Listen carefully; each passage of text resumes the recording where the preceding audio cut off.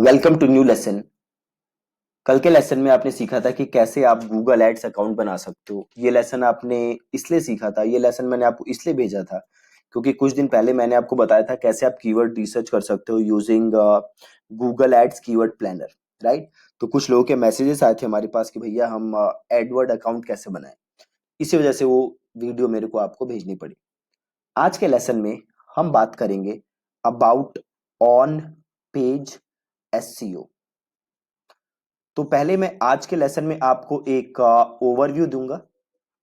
Then कल के lesson से हम प्रैक्टिकली सीखेंगे कि कैसे आप ऑन पेज एसईओ करते हो। आज का लेसन जो है इसमें मैं आपको एक ओवरव्यू दूंगा अबाउट ऑन पेज एसईओ। तो जैसे आप नाम से ही समझ सकते हो ऑन पेज एसईओ के कि ऑन पेज एसईओ आपका क्या करता है। On page SEO is basically SEO जो कि आप कहां कर रहे हो, ऑन पेज।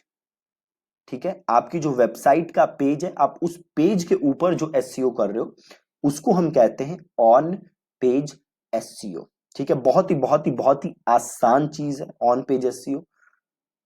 तो बस आप ध्यान से समझो कि होता क्या है ऑन पेज एसईओ।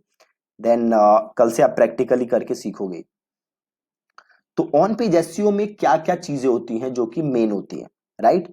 तो सबसे पहले जो चीज है वो है आपका जो पेज है या आपका जो कंटेंट है उसका यूजर एक्सपीरियंस। ठीक है, इसका मतलब क्या है कि सपोज मैं आपके पेज पे गया, राइट। तो आपका जो पेज है वो बहुत ही ज्यादा इजी फ्लो में होना चाहिए। मुझे आसानी से चीजें पता चले कि अच्छा यहाँ पे ये है, यहाँ पे ये है, मुझे ये ऐसे करना है, मुझे ये ऐसे करना है। सारी चीजें मुझे आसानी से समझ आए, कुछ ज्यादा क्लटर्ड ना हो, हौच पौच ना हो, राइट। अगर कोई लेमैन भी आपकी वेबसाइट पे जाता है तो वो सारी चीजें इजीली समझ पाए। उसी को हम कहते हैं यूजर एक्सपीरियंस। आपकी वेबसाइट की लोड स्पीड अच्छी होनी चाहिए, चीजें बढ़िया से स्ट्रक्चर्ड होनी चाहिए आपके पेज पे, राइट। आपने देखी होंगी जो पहले की वेबसाइट्स होती थी वो काफी हौच पौच होती थी। एक ही पेज पे ऐसा लगता था पता नहीं क्या क्या भर दिया है, राइट। आपको ऐसे नहीं करना, आपको बड़ी स्ट्रक्चर्ड तरीके से बढ़िया तरीके से अपना पेज डिजाइन करना है ताकि यूजर हर चीज इजीली समझ सके, इजीली डाइजेस्ट कर सके। ठीक है, अगली चीज जो है जो कि आपकी ऑन पेज एसईओ में बहुत ही जरूरी है वो है आपका यूआरएल स्ट्रक्चर। ठीक है जी, क्या है आपका यूआरएल स्ट्रक्चर। ठीक है, अब मैं आपको ये दिखाता हूं कि यूआरएल स्ट्रक्चर क्या होता है। तो सपोज करिए मैं एक सर्च करता हूं बॉडी बिल्डिंग सप्लीमेंट्स। ठीक है, मैंने सर्च मारा बॉडी बिल्डिंग सप्लीमेंट्स, आप देख रहे हो ऊपर कुछ एड्स आ रही हैं। अब मैं थोड़ा नीचे आ जाता हूं, यहाँ पे एक एड आ रही है, the 8 best supplements for strength athletes and body builders. ठीक है, अब इसे क्लिक करते हैं। अब आप ये देखो, ये देख रहे हो, ये होता है यूआरएल स्ट्रक्चर।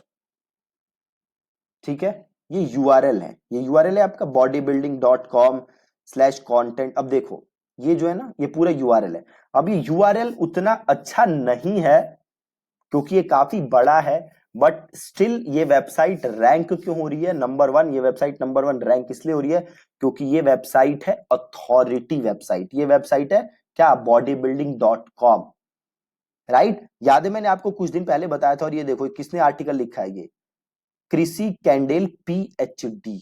मतलब ये जिसने लिखा था, याद है हमने पढ़ा था concept your money your life, है ना। अब देखो ये यूआरएल इतना बेकार है तभी भी वेबसाइट रैंक हो रही है। क्यों रैंक हो रही है, एक तो ये वेबसाइट की अथॉरिटी है इस फील्ड में, प्लस देखो कंटेंट लिखा किसने है।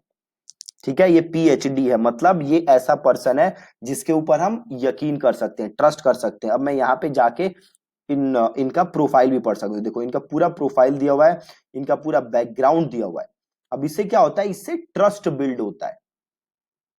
तो ये आप जो देख रहे हो ये होता है यूआरएल स्ट्रक्चर। ये यूआरएल स्ट्रक्चर उतना अच्छा नहीं है, बट अगेन ये रैंक हो रही है, रीजन मैंने आपको बताया। अब थोड़ा सा आप नीचे आ जाओ, अगेन ये देखो टॉप 50 बॉडी बिल्डिंग सप्लीमेंट। अब इसका देखो यूआरएल, अब अगेन ये भी देखो, ये भी यूआरएल स्ट्रक्चर बिल्कुल ही बेकार है, क्योंकि क्या आ रहा है bodybuilding.com/store/top50.htm। अब ये भी नहीं यहाँ पे लिखा कि ये टॉप 50 क्या है ना, तो टॉप 50 सप्लीमेंट्स लिखा होता तो ज्यादा अच्छा होता, बट ये उतना अच्छा नहीं है। आपको कोशिश करना है कि जो भी आपका यूआरएल हो वो क्या होना चाहिए, हमेशा हमेशा हमेशा आपका जो यूआरएल है वो हमेशा होना चाहिए एक तो रीडेबल, है ना, कि लोग उसे आसानी से पढ़ सकें। दूसरा क्या होना चाहिए, कीवर्ड रिच, कि उसके अंदर आपका कीवर्ड होना चाहिए। तीसरा क्या होना चाहिए, शॉर्ट होना चाहिए, नॉट टू लॉन्ग, ठीक है, ज्यादा बड़ा नहीं होना चाहिए, छोटा होना चाहिए, ठीक है। अगली चीज, कभी भी यूआरएल के अंदर अंडरस्कोर यूज नहीं करना, हमेशा क्या यूज करना है, हाइफन, कभी भी अंडरस्कोर यूज नहीं करना है, हमेशा यूज करना है हाइफन। तो थोड़ा सा और नीचे आओ और देखो वेबसाइट्स होंगी, देखो यहाँ पे है top 6, the 6 best supplements to gain muscle. अब ये देखो, ये जो है यूआरएल ये काफी अच्छा है, सप्लीमेंट्स फॉर मसल गेन। एक आपने चीज और ध्यान दी दोस्त, ये राइट देखो किसने लिखा है आर्टिकल, ग्रांट टिंसले, और ये क्या है बंदा, पीएचडी, ठीक है। एक चीज ध्यान से देखते रहो, ये किसने लिखा था, क्रिसी कैंडिल पीएचडी।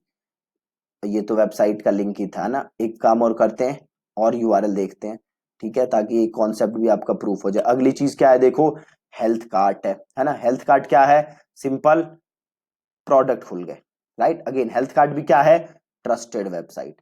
अगली देखो क्या है, top10subs.com, इसमें क्या है, ये नॉर्मल बॉडी बिल्डिंग रिव्यू है। अब ये देखो, ये बहुत ही अच्छी वेबसाइट है जिससे आप काफी चीजें सीख सकते हो। और एक चीज देखो यहाँ पे भी, ये देखो क्या है, ये जो बंदा जिसने ये वाला लिखा है, अगेन ये बंदा भी क्या है, इस बंदे के पास, या ये कोई लेडी है, एना रियसड्रॉप is a registered dietitian nutritionist with 11 year experience in the field of nutrition and diabetes. क्या बताओ, आप इन पे ट्रस्ट कर सकते हो, नहीं कर सकते, बिल्कुल कर सकते हो। तो अगेन यहाँ पे भी क्या चीज प्रूव हो गई, कि आपके पास अथॉरिटी होनी चाहिए अगर आप ऐसा कंटेंट लिख रहे हो, ठीक है। तो अभी तक क्या चीज सीखा आपने, जो आपने योर मनी योर लाइफ के बारे में सीखा था, वो भी कॉन्सेप्ट यहाँ पे प्रूव हो गया दोबारा, ठीक है। प्लस यूआरएल स्ट्रक्चर कैसा होना चाहिए, तो रीडेबल होना चाहिए, प्लस कीवर्ड होना चाहिए आपका उस यूआरएल के अंदर, प्लस ज्यादा लंबा नहीं होना चाहिए, प्लस कभी भी अंडरस्कोर यूज नहीं करना है कीवर्ड के अंदर, ठीक है। आगे के लेसन में मैं आपको प्रैक्टिकली करके दिखाऊंगा कि एक कैसे आप सेट करते हो। आज जस्ट आप समझ लो कि यूआरएल स्ट्रक्चर होना कैसे चाहिए। तो पहला पेज कंटेंट आपका कैसा होना चाहिए, यूजर एक्सपीरियंस अच्छा होना चाहिए। दूसरा यूआरएल स्ट्रक्चर। अब तीसरी चीज क्या है, तो तीसरी चीज है आपका साइट का, जो आपका वेब पेज है उसका टाइटल टैग्स, ठीक है। क्या है, टाइटल टैग्स। अभी टाइटल टैग्स क्या होते हैं, बड़े ध्यान से देखना, 10 सेकंड के अंदर समझ जाओगे। मैंने सर्च क्या किया है, बॉडी बिल्डिंग सप्लीमेंट, ठीक है। ऐड हटा देते हैं, गूगल मैप हटा देते हैं, बाद में बात करेंगे गूगल मैप्स की। बॉडी बिल्डिंग सप्लीमेंट्स, यहाँ पे क्या है, 8 best supplements for strength athletes and body building. मतलब देखो बॉडी बिल्डिंग भी है और सप्लीमेंट्स भी है। ये देखो क्या है, अगेन देखो सर्च किया था बॉडी बिल्डिंग सप्लीमेंट्स, इसमें भी क्या है, क्या वर्ड यूज हो रहा है, ये जो है ब्लू कलर का लिंक आ रहा है आपका, इसमें क्या आ रहा है, देखो बॉडी बिल्डिंग भी आ रहा है, सप्लीमेंट्स भी आ रहा है, बिल्कुल आ रहा है। ये देखो क्या है, again 6 best supplements to gain muscles, है ना, वही बॉडी बिल्डिंग सप्लीमेंट्स।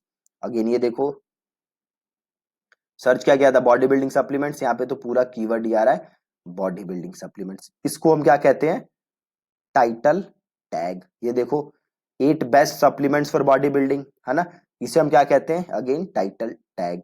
ये देखो body building India by 100% original supplements, ये क्या होता है आपका टाइटल टैग, ठीक है। अगली चीज, अब देखो टाइटल टैग लिखते समय आपको क्या कोशिश करनी है, टाइटल टैग लिखते समय हमेशा ये कोशिश करनी है कि जो भी आपका कीवर्ड है वो आपके टाइटल के अंदर आए। क्या कोशिश करनी है? जो भी आपका कीवर्ड है वो टाइटल के अंदर आए, ये आपको कोशिश करनी है जब भी आप टाइटल अपना लिखोगे। कैसे लिखोगे ये मैं आपको सिखाऊंगा आगे के लेसन में। टाइटल टैग के बाद क्या चीज आती है? टाइटल टैग के बाद एक चीज आती है मेटा डिस्क्रिप्शन। मेटा डिस्क्रिप्शन क्या है जी? देखो, ये आपने देखा, ये क्या था? Title tag. अब इसके नीचे ये जो लिखा आ रहा है ना, ये क्या है? Meta description.